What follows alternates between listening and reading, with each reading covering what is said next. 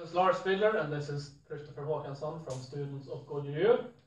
In this third video about stand-up impact fighting, we're going to talk a bit about counter-attacking, how to move into a counter-attacking distance.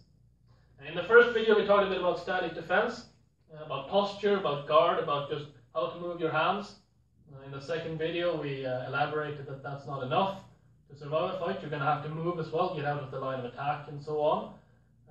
But of course this isn't enough either. No matter how good your defense is, if you're in a fight you're going to get hit. And if you get hit enough, the fight is over and you haven't won it.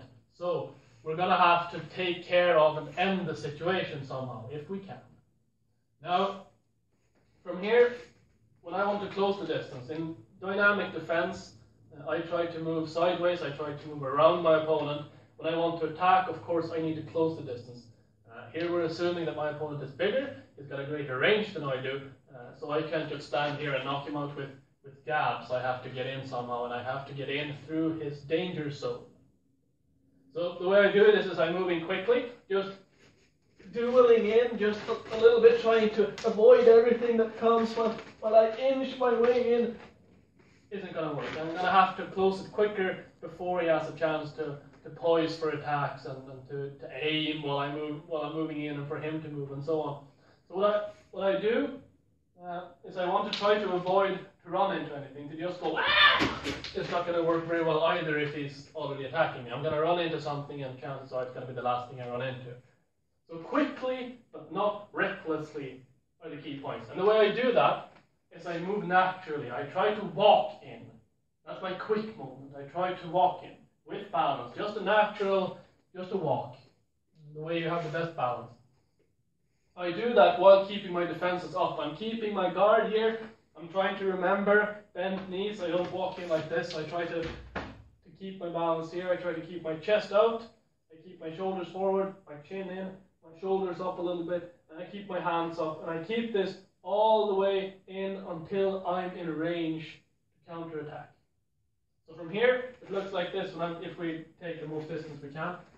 From here, when I try to move in, I just keep my defenses up and walk in. Here, in that case, he's got one, maybe two attacks before I'm in range. And chances are you're going to survive those. Now what I do when I get in, keeping everything up and moving in, trying to take whatever comes, as soon as I'm in range, as soon as I'm in here, I attack. And most important to remember when attacking is that you need to get back here. You still have a defense. You don't keep your arms out here. You move your hands back in. So here is your defense now. But you want to get back to keeping your hands from where you can choose what to do. Which means that quick retractions is often more important than getting out quick. Chances are you're not going to knock him out with a few punches anyway. You're going to take a beating. We're assuming that just to make it difficult. If you could knock him out with a flick of your finger, you're not going to need everything we say in this video anyway. So I assume my opponent can take a beating, and I'm assuming that my opponent can deal one. So when I get in, I attack all I can. I throw whatever hands I can, open hands or closed hands, whatever I choose, whatever I feel comfortable with, and I try to always get back to where my hands protect my head. Now, the thing is, with fighting with bare hands and not knowing how to fight with bare hands, there are a lot of risks involved. If I fight with open hands, first of all, it has a great effect if you go on the nose, and there are places that you need to use an open hand for. But most of the places, if you just hit wildly, you're not going to do much damage.